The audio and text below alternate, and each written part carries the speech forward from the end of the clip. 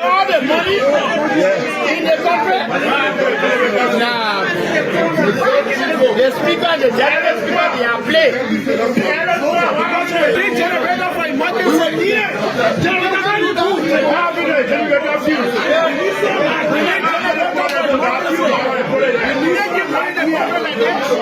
Tomorrow, we can say you know what I feel?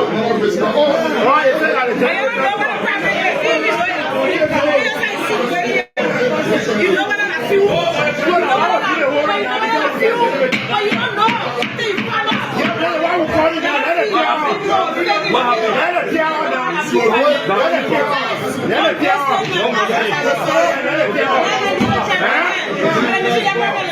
Well, why is that doing?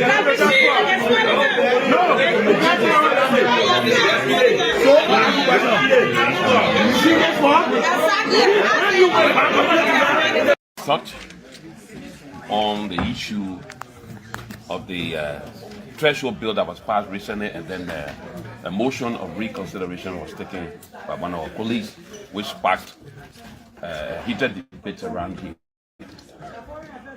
You know, on the 9th of December 2025, the House of Representatives passed on this bill and sent it to the Senate for concurrence. This bill was crafted following the submission of the 2022 census results, which puts Liberia's population at around 5.2 million plus. And this submission was done to satisfy the constitutional requirements that are enshrined in Articles 80D and 80E. In 80D, it says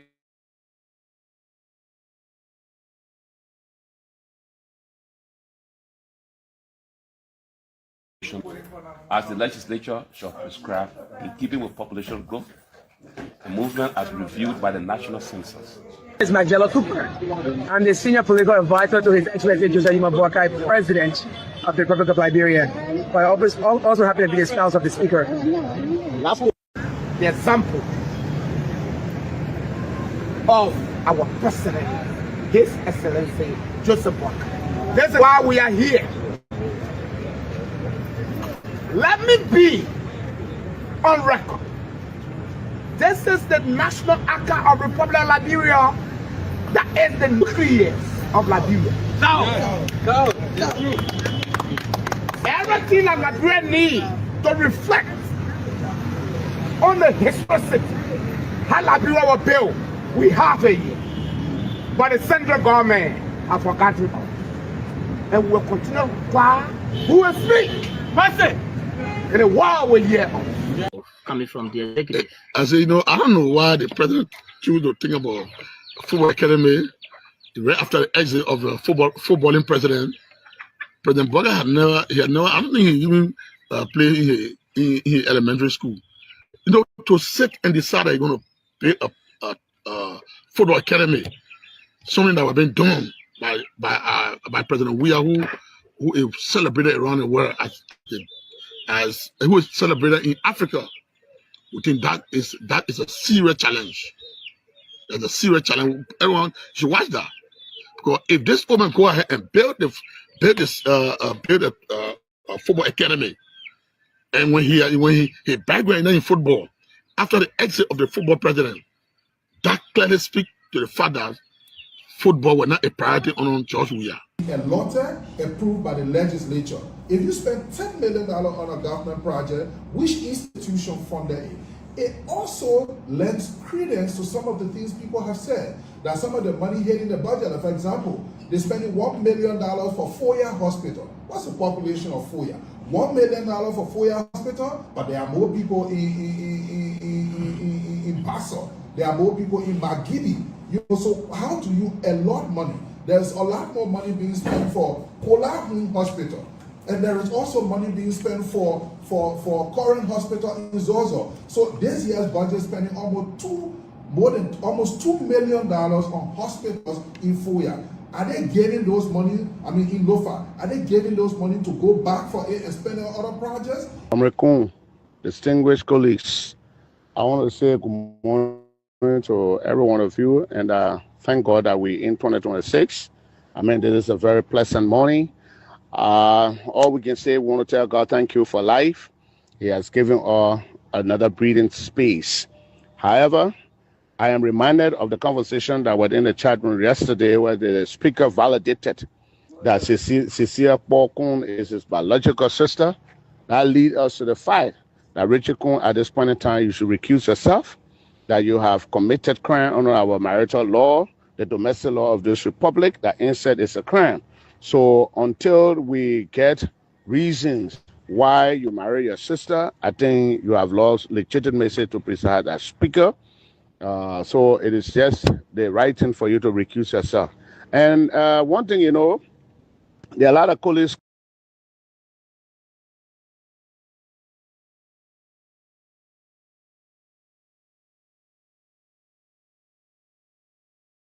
The asset recovery team, the head of our council and Edwin Martins, has filed a petition before Criminal Code Aid are seeking for some crucial document from Clark Hole Foundations, which is owned by the former First Lady, Clark Weir.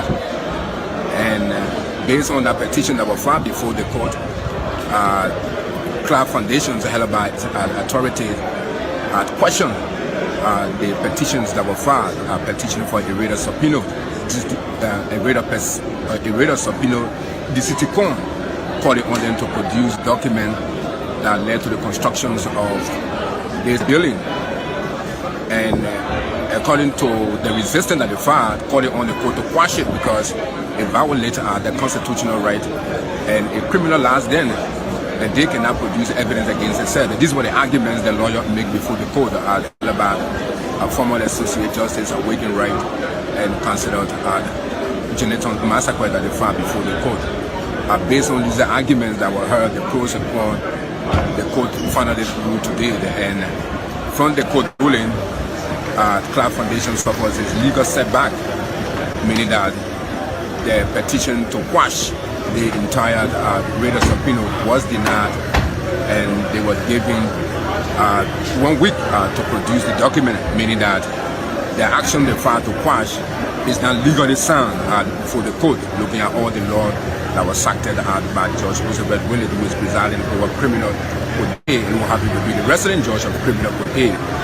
But following the ruling, the respondent's lawyer, which is Clark Foundations, Waking Right, took an exception to the court ruling and announced an appeal to the Supreme Court consistent with Chapter 24, Section 24.1 of the Criminal Procedure Law. And by his exception to the court ruling, the court granted it because appeal is a matter of law.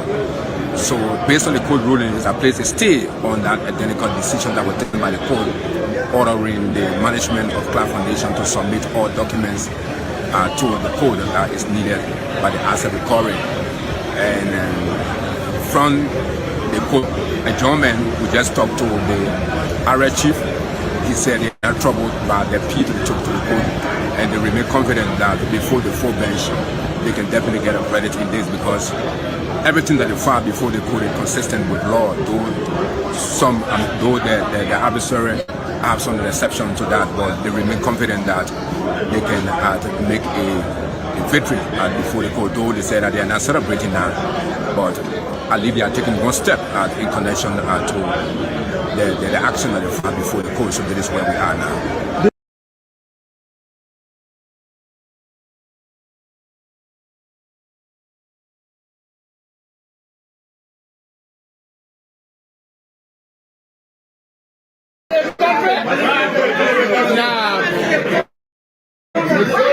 The speaker, the general speaker, they are playing.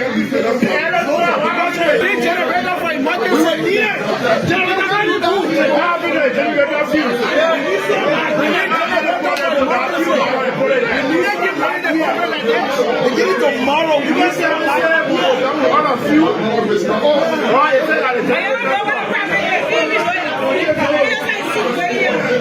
you know what I feel?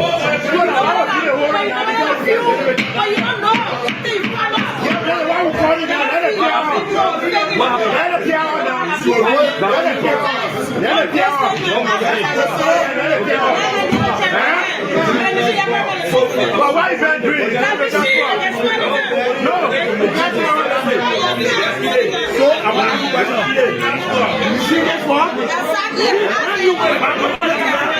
Such on the issue of the threshold bill that was passed recently, and then a motion of reconsideration was taken by one of our colleagues, which sparked heated debate around here. You know, on the 9th of December 2025, the House of Representatives passed on this bill and sent it to the Senate for concurrence. This bill was crafted following the submission of the 2022 census result, which puts Liberia's population at around 5.2 million plus. And this submission was done to satisfy the constitutional requirements that are enshrined in Articles 80D and 80E.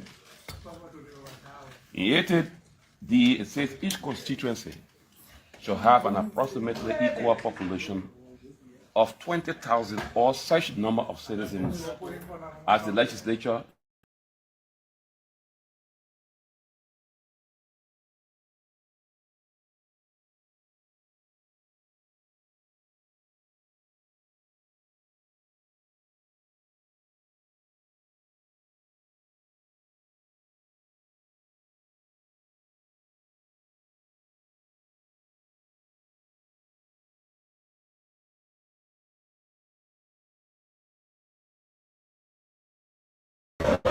that the Asset Corp team headed by Councillor Elvin Martins has filed a petition before Criminal Code Aid are seeking for some crucial document from Clark Hole Foundations, which is owned by the former First Lady, Clark Weir.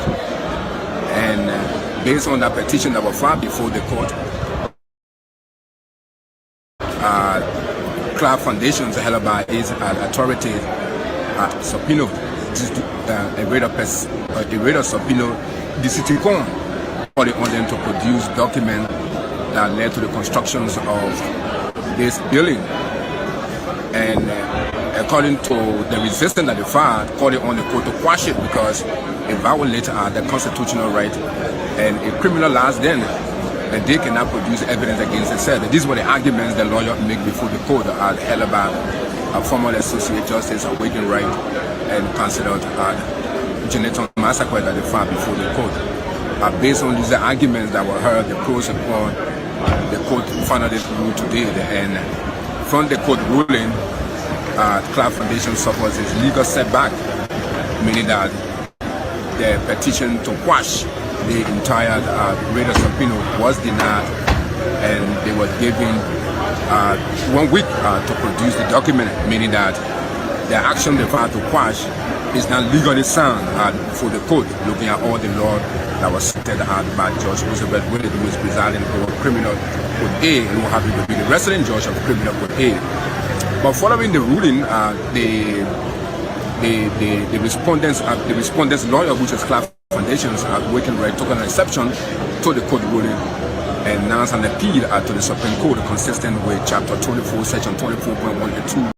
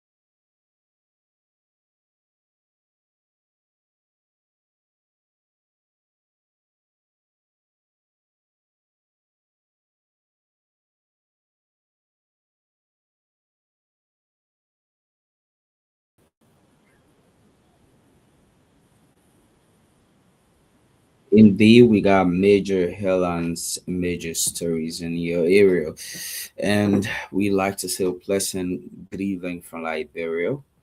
This is the round table. We are here on Tuesday and Thursday, making sure to bring you all of the information you need right on your screen.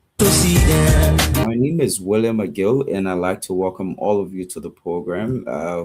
It's a great pleasure to be on here, and electricity is a serious problem for us nowadays, and yeah, but again, it's good to be here, and we're making sure we can be able to bring you the show as promised, and we are working in our week ways. So let me welcome all of you to the program, and thanks for being there. What's on our menu for today? And let me come on with our talking points. We basically going to look at the Supreme Court decision on the Clarias Foundation case with the asset recovery team, and we will dive a little bit into that.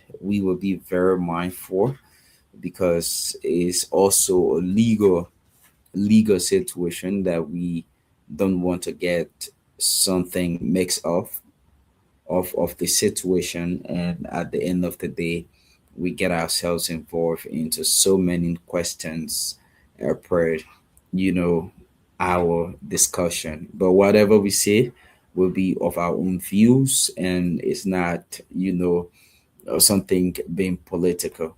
So we'll also look at the arrival of the earth moving equipments there by the government, the first batch arrived.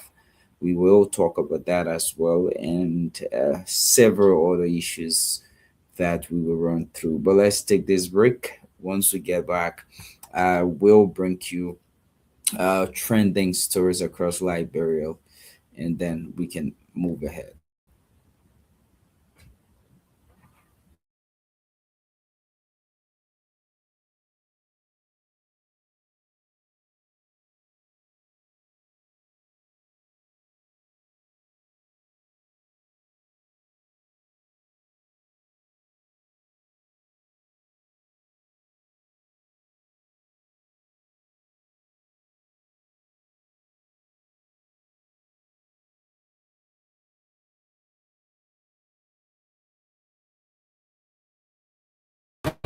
How many people do you love?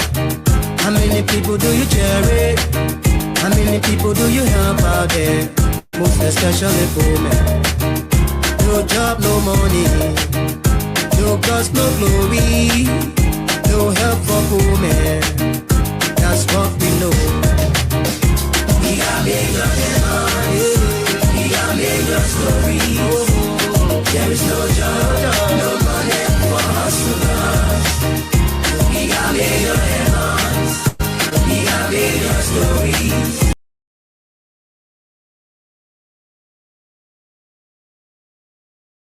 Is me okay. Welcome back to the show tonight, and let's run around with things we need to talk about, especially issues that are making news. And before we jump into our talking points, and we are getting reports of a serious accident there in Banga, Bon County, and we hope that the situation and those involved can, how we are say this, be safe in as much as is accident, and we hope and pray that they get some a quick intervention by the hospitals and clinics nearby.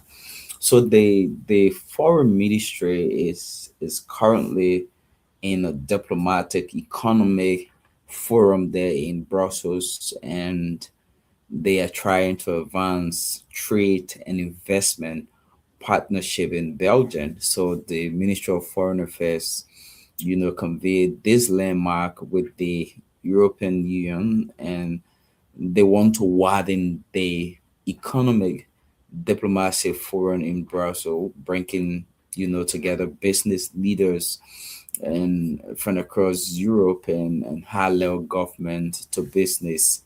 That's the G2B, government to business, and business to government, B2B negotiations. So there were several things that Madam Beslo Yangti is doing, and she said that in the forum, and I can say this, right. The foreign minister is one person that is actually proven to the public that she's worth of her appointment by President Joseph Boakai. I'm saying this to say that we are not trying to bomb off other politicians to say whatever we want to say, but the fact remains that the lady is actually working, and it's just few things that needs to be done. And I tell you for free that basically we can have a great Liberia, because as much as we are building our diplomatic relationships and strengthening ties with other countries across the world, I think is one step that we should be able to take to be able to strengthen progress. How can we benefit from these initiatives, these negotiations, these bilateral relationship we are building? So I think this is one reason why the minister was being able to take. I'm being told that the Minister of Information is also at this forum there in Belgium, and with other schools of government workers are there. So that's one thing. We want to say kudos to Madam Beslo Yanti, and Finance Minister is also there too in this business forum, and we hope that this initiative can be able to bring some level of change in our private sector, and exactly what exactly we want to see happening. And we also uh, want to say that there's a lot we saw on today, the situation they're sparking with the dues of the law school at the University of Liberia, something that was being raised by Mountain Colley, who is an activist in exile, trying to, bring people to book for academic scandals. And all I can say is that basically uh, we are in a country that people, especially when it comes to doing the right thing for education, needs to be done. It's not just about us having ourselves come in and just doing anything. But the president of the University of Liberia, Dr. Leila Mapayan, stated that what Mr. Colley said was not true, and Miss Azetta Jones Hall is duly recognized as the dues of the law school for this graduating class, the 105th graduating class there at the University of Liberia. So let me get to our talking points, and let's just focus on them, and then we can move ahead. So as much as it's just me tonight, I like to wish James a cool speedy recovery. James is not feeling well. He's down with cold, so he can't join the show tonight, but we will make all efforts available to continue on the show and promise to be as regular as we always was. The electrical situation has been one great issue that kept the show, back. So let's listen to this recording, and then I'll play another one we will listen to as well. From there, we can basically go ahead with our discussion. So let's listen to this.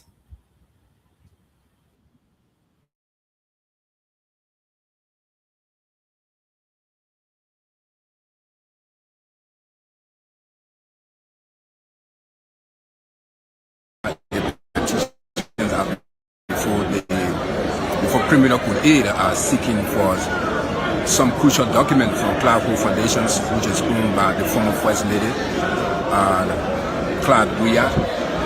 And based on that petition that was filed before the court, Clark Foundations, held by its authority, had questioned the petitions that were filed, petition for Ireda Sopino. Ireda Sopino, the city con, calling on them to produce documents that led to the constructions of this building. And according to the resistance that they filed, calling on the court to quash it because it violates the constitutional right and it criminalized them, that they cannot produce evidence against themselves. These were the arguments the lawyer make before the court held by a former Associate Justice Awaken Right and considered Geneton massacre that they filed before the court. He's a veteran Liberian journalist there at the judiciary, Peter Toby, there, giving some clarity. And let's listen to Councillor Clive Mountain. He's the head of the Asset Recovery Task Force, and he spoke on the case. Councillor, there were several cases the judge cited in his ruling that led to what you ruled today concerning Clown Foundation. What do you hope for after this?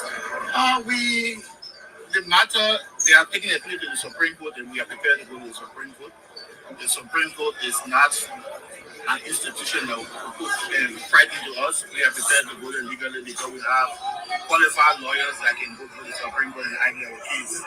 We argue our case legally and properly before the lower court, and lower court rules. To go to the Supreme Court, we legally go to the Supreme Court. So are you saying that you can get credit before the full bench of the Supreme Court information to this matter? And we are just on procedural issue now, but the public knows that the matter is at its finality, and we will act inconsistent with the law. But deep down into your heart, you have a case against it.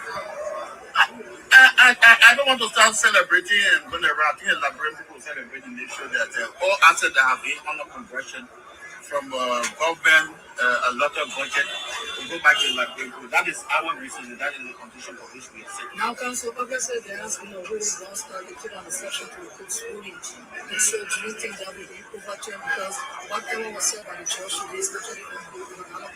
Not understand. How do you think this is a public understanding? So he's Councillor Clive Mountain, and he's the one heading the asset recovery team, and he spoke concerning the case involving the asset recovery and that of the Clark Hall Foundation. And let me just get some other few things as well, and we can just dive a little. And like I said the other day, this is one case that we are following closely, and we are going to follow it with care. It's a legal matter, and our own research will later on come out while we continue with the discussion here. So the Supreme Court did deny Clark Hall Foundation motion to quash the AREP, which is the Asset Recovery subpoena, right? So the First Judicial Circuit Court A at the Temple of Justice has denied a motion and it was being filed by the Clark Hall Foundation seeking to quash a subpoena issued by the Asset Recovery and Property Retrieval Task Force. So, in a ruling delivered Tuesday today, resident Sacred George Roosevelt Zeweli rejected the foundation's attempt to block the task force from a teeny document related to its operation, right? Document related to its operation, finances, and project activities. So George Willie held the subpoena issue by the AREPTF was consistent with its mandate to investigate and retrieve public assets allegedly misappropriated. He emphasized that no institution is exempted from lawful scrutiny and that compliance with investigation processes is required under Liberian law. So now they are saying, let me just break it little by little per what we understand, right? The Clark Hall Foundation was being requested by the asset recovery team, to present all documents, finances, and support they got from individuals, institutions, and wherever they got, money to fund the Clark Hall Foundation project. And then, and now that they they file, you know, they are subpoenaed to quash, the AREPTF, request. Now the George, who is currently in charge of the case, George Willie Roosevelt Zewili, rejected the attempt to block the task force, from obtaining documents. So this is my point. Firstly, why were you, as an institution being established on the first lady, why would you now want to basically say, okay, we can't give you our documents, we keep our documents, our financial records, since requesting for it, we'll go back to the court and tell the court that they shouldn't see that necessary for us to do. And if you said you lobby and got these fundings all by yourself, I think that alone should draw a lot of attention to how the foundation came into reality, and the process or processes that was undertaken to making sure that the Clark Hope Foundation was being built to help less privileged.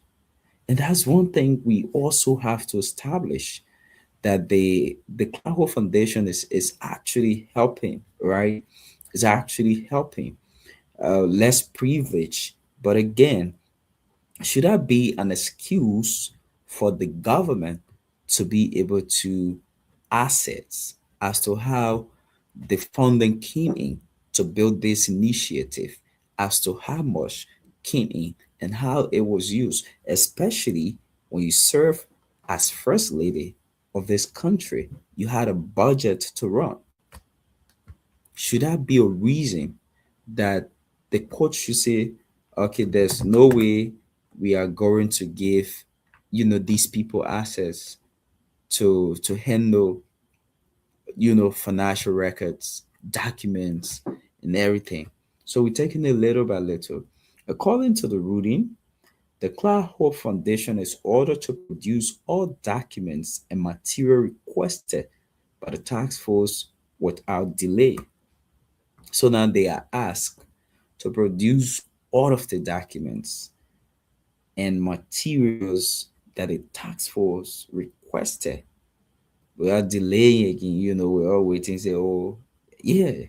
So you got to do it promptly. So the court further warned that failure to comply could result in legal consequences, including possible contempt proceeding.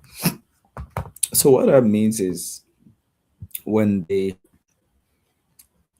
the court tells you that it will result in possible contempt, it means that you have to do it fast, or else if you act reluctant, it tells the court that you have some way of slowing down the investigation by the asset recovery team. So you have to do that as fast as you can so that the investigation can continue, because you ran an office for the past 6 years under the government as first lady, in as much as we understand you are here to help our people and less privileged children. We understand all of that. And they said the foundation had argued that the subpoena was overly broad and infringed on its operational independence. However, the court ruled that the task force established by the government of Liberia to pursue asset recovery has the authority to demand relevant documentations in the course of its investigation. Of course, you cannot investigate without knowing the total budget of the initiative, how much was spent, what it takes to get such an initiative, and everything. So that's one thing they should take into consideration. Meanwhile, this says the lawyer representing the Clark Hope Foundation has taken an appeal to the Supreme Court of Liberia seeking a reversal of Judge Willie's decision. So that's the last body, the High Court, and that's exactly the last place you can go and ask for some level of appeal. And once that is granted, then you can also find some how we put this, right? You can also gather some information and position yourself in the best way to be able to overcome and win this situation. You can do that. So that's exactly what it is with the Clark Hope Foundation situation. And let's just take a deeper look at this again and see how it goes, right? So let's see how we get this. So let's listen to this from Peter Toby, and then you will understand. Expected to rule today in this entire matter that the asset recovery team, headed by Councillor Edwin Martins, has filed a petition before Criminal Code Aid are seeking for some crucial document from Clark Hope Foundations, which is owned by the former First Lady, Clark Weir. And based on that petition that was filed before the court, Clark Foundations, held by its authority, had questioned the petitions that were filed, petition for a radar subpoena,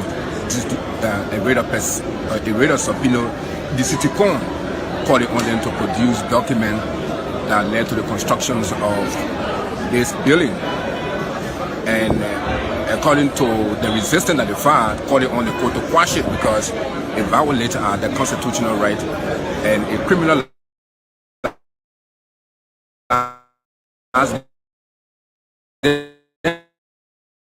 and they cannot produce evidence against it. Said these were the arguments the lawyer Jonathan Massacre that they filed before the court. Based on these arguments that were heard, the pros and cons, the court finally ruled today, and from the court ruling, Clark Foundation suffers a legal setback, meaning that the petition to quash the entire radar subpoena was denied, and they were given 1 week to produce the document, meaning that the action they filed to quash is not legally sound for the court, looking at all the law that was acted by Judge Elizabeth Willett, who is presiding over Criminal Code A and who happened to be the resident judge of Criminal Code A. But following the ruling, the respondent's lawyer, which is Clark Foundations, Wakenright, took an exception to the court ruling and announced an appeal to the Supreme Court consistent with Chapter 24, Section 24.182 of the Criminal Procedure Law. And by his exception to the court ruling, the court granted it because appeal is a matter of law. So you listen to the entire overview of the case from P2B, and that's exactly what the entire situation is like right now. So the Clark Foundation is now taking an appeal to the Supreme Court, and while they were also given 1 week ultimatum to provide all of the requested documents that the asset recovery team asked for to be able to carry on the investigation. And also we are looking at the Transport Ministry and the Liberia Traffic Management, right? There is a huge case against these people where the Supreme Court now summons the Transport Ministry, LMT, LTM, over vehicle registration dispute. So the court, through its Justice in Chamber, scheduled a conference in connection with petition of a writ of prohibition filed by the Management of Modern Development and Management Corporation, MDMC, and the head is Mr. John Yoboti. So according to the communication from the Office of the Clerk of the Supreme Court, the conference is set for 10 a.m. on Friday, February 27. The hearing will take place before Associate Justice Yusuf D. Kaba, who is presiding in chambers at the Temple of Justice in Monrovia. So this is one thing that has drawn a lot of attention since the induction of the traffic activities into the LTM, the Liberia Traffic Management, from the Ministry of Transport, right? There is a lot of questions. There's a lot of questions. The first thing is, a lot of people at the Ministry of Transport that now work at wherever sector that has been given to the Liberia Traffic Management will no longer have a job there because there's another private entity taking over a specific government institution functions. And another group now, the MDMC, is claiming that they signed, let me look at how many years agreement did they sign. They said the Ministry of Transport, represented by Tyler, it is holding a valid 9-year contractual agreement, 9 years. So another group is saying that they do have a 9-year contractual agreement with the Ministry of Transport, and it could be that they have invested some funds for the contract. They need to work and get their money back. And then the government now turn over lessons, vehicle registration, driver lesson, vehicle lessoning, vehicle registration, a whole lot of other things, including traffic rules and regulations being disregarded by, drivers, all been shift on the Liberia Traffic Management. And this is something that these guys are now, coming out, in as much as there have been a lot of other protests when the news broke out that, issue of driver lessons and other things was gonna, shift over to the Liberia traffic management. And I think government should be very critical in looking at these kind of situations and making sure that we can be able to handle them properly, and in as much as is a national situation.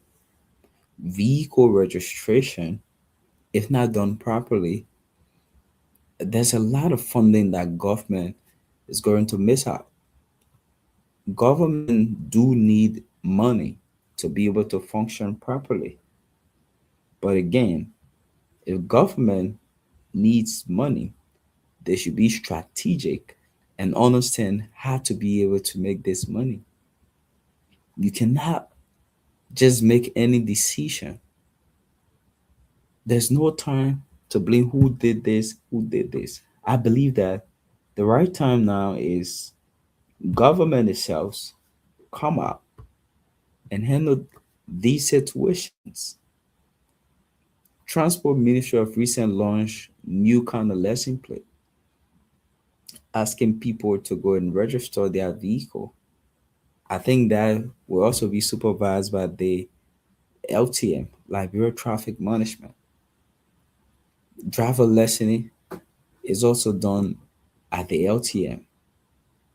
And, there's a lot of complaints and whole lot of cries from,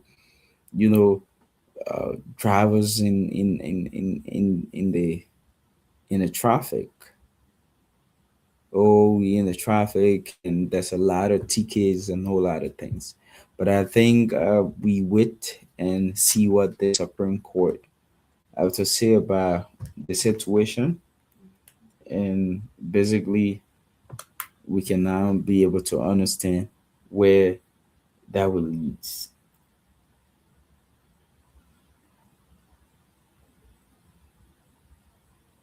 We can now see where that will lead. So let's quickly talk about this issue of the Earth movie equipment, right? The government said they received the first batch of the Earth movie equipment, and they are here, and that has already have a committee being set up by the president. It is being coordinated or supervised or chaired by former defense minister Brani Samuka of Lofa County. And he spoke about how certain counties will have over 4-8 and how the machines will be distributed across, the length and breadth of our country, Liberia, and how basically we can be able to have development coming through roads connectivity, farm to market roads connectivity, feeder roads connectivity. And it's one thing that it says is going to bring a lot of development across Liberia. So let's see how the machines go about making sure that government is able to. Okay, let me just share this on the screen. And government is fully able to handle the situation. So let me share this. Let me share this. Okay. So these are the machines. This is it. And the first batch arrived in country.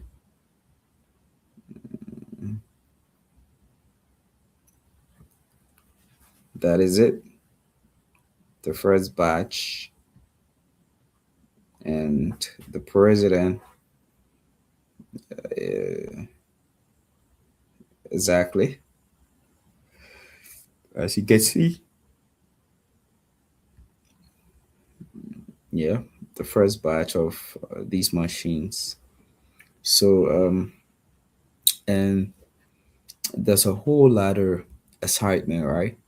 Just this article alone, it tells you how excited people are.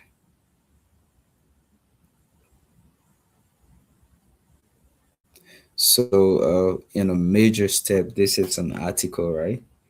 Liberia long-standing infrastructure defeats President Boakai. On Monday, personally witnessed the arrival and offloading of the first batch of 137 earth-moving machines at the National Port Authority, operated by APM Terminals, making a significant milestone in the government's national road construction agenda.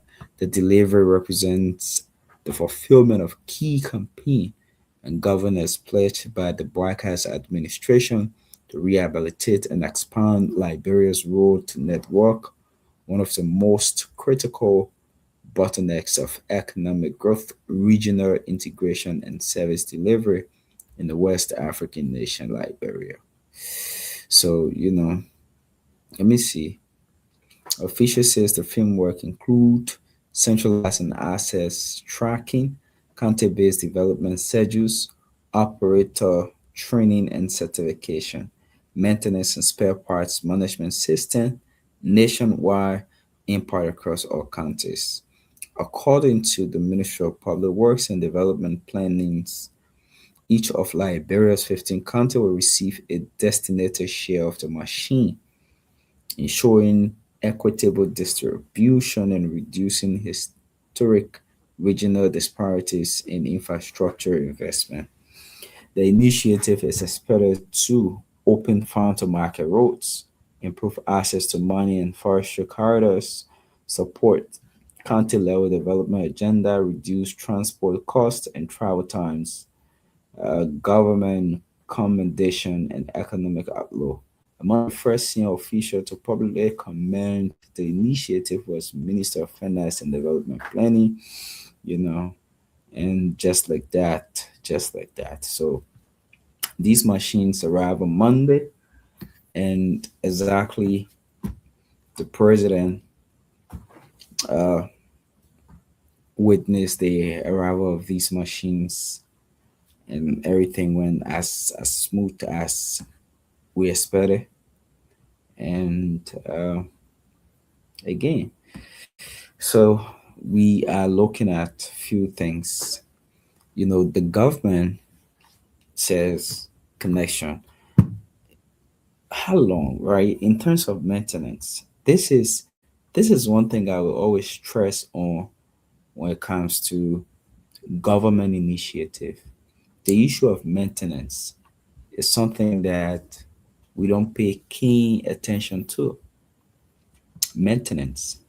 We do not pay keen attention to maintenance to the extent that the recent NTA buses brought in the country, I've seen a lot of them being mismanaged by the drivers. I don't know if the NTA actually check these buses when they go and park them in the fence there, or it's just a don't care thing. I think they should have a structure, especially for these public entities that provide transportation, and not just transportation, but government materials should be well taken care of, maintained properly, because these funds that are used to procure or get these materials are all government money that was being paid by struggling Liberians who are taxpayers,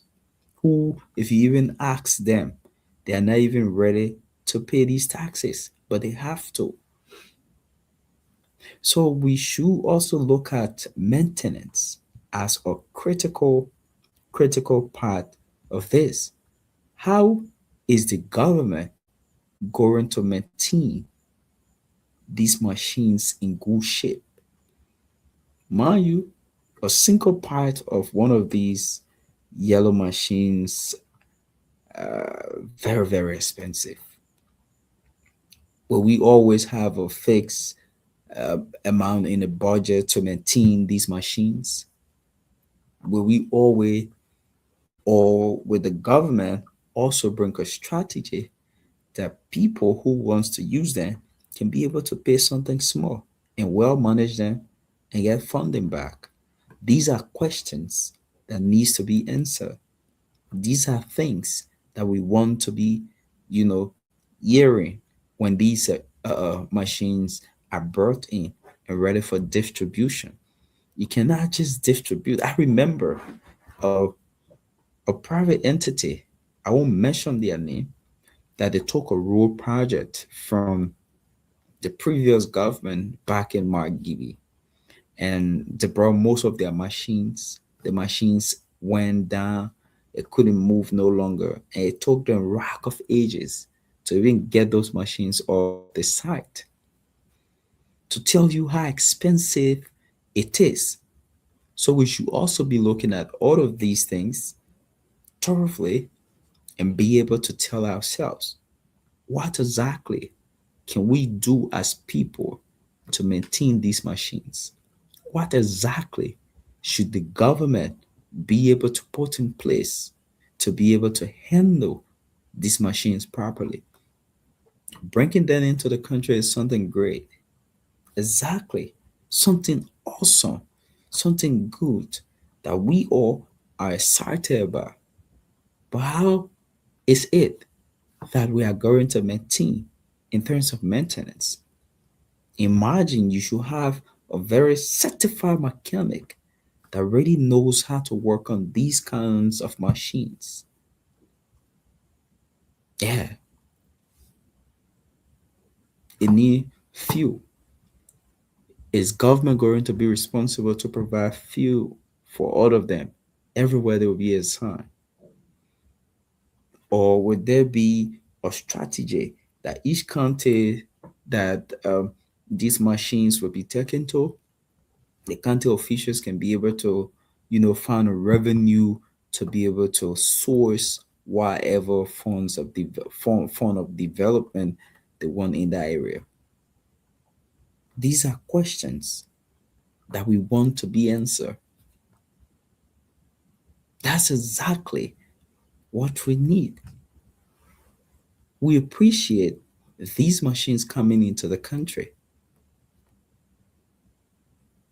I think one thing I can say, I think it will now give some tough time to these guys who charge exorbitant funds to government to be able to use their own machines. And I think we need more of this happening, especially for the Ministry of Public Works.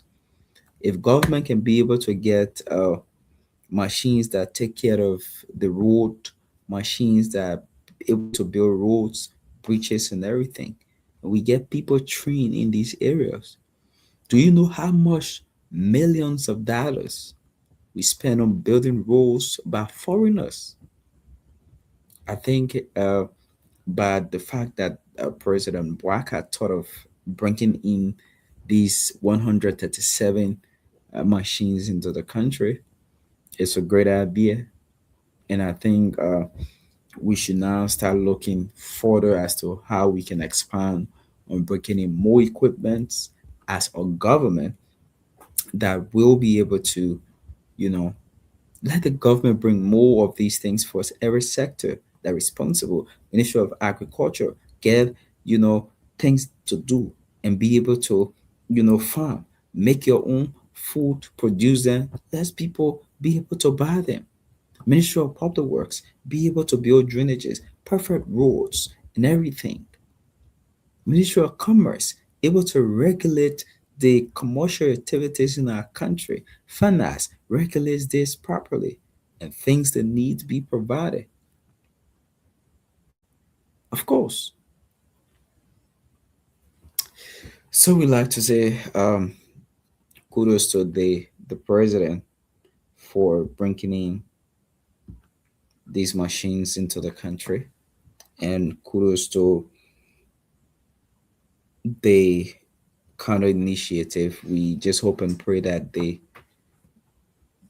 chair on the group, or the chair on that committee, can be able to supervise the initiative properly. Also, to the Claho Foundation issue, I think if you have worked in a public sector and people feels that you took away some funds from that sector to be able to use it for your personal gain, and you are accountable once you've worked in a public environment for government, serving as first lady, you had a whole budget on our country.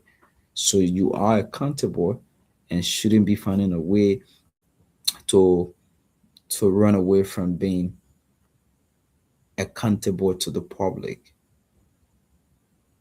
We know you are able to provide all of those documents. Do it. Show to us that whatever the asset recovery is saying about the building of the Claho Foundation, it's not true. Let us hail you for win a case against them, if that is possible.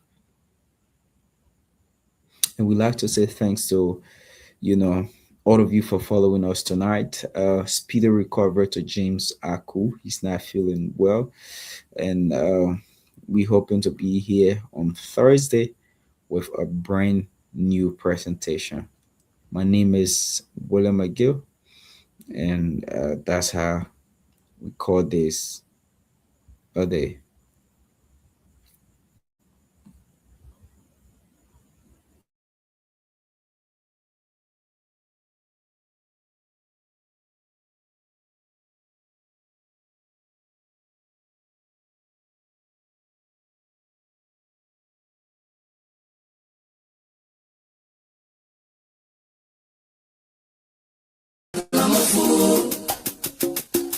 I cannot go to school, cause no more money. Hey yo, excuse me, Mr. Genevieve, I wonder how you make your headlines in the press release today. Although I read the news every day, but I'm really still getting confused now, and I just wanna ask you some questions. Oh, is it based on money? Is it based on presidency? Is it based on technology? Is it based on war?